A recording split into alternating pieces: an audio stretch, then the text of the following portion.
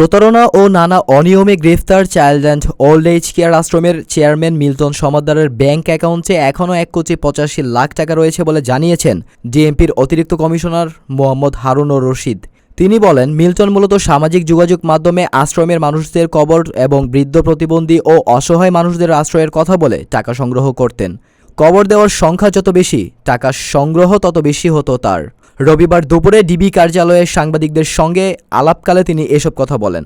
DB প্রধান বলেন, Milton Samaddar একজন মাদকাসক্ত ও সাইকোপ্যাথ মানুষ।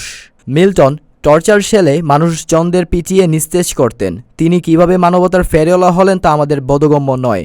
হারুনুর রশিদ বলেন, জিজ্ঞাসাবাদে ভয়াবহ ও লোমহর্ষক তথ্য বেরিয়ে এসেছে।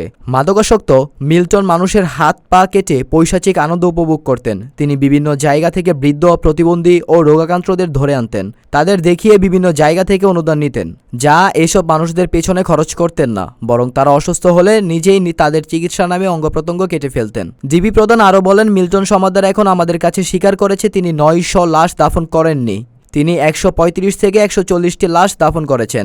ফেসবুকে ৯০০ লাশ দাফনের কথা বললে প্রচুর টাকা পাবেন, তাই তিনি বেশি প্রচার করতেন।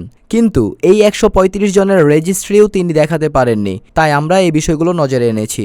হৃদয় হাসান কাব্য, সবার কথা।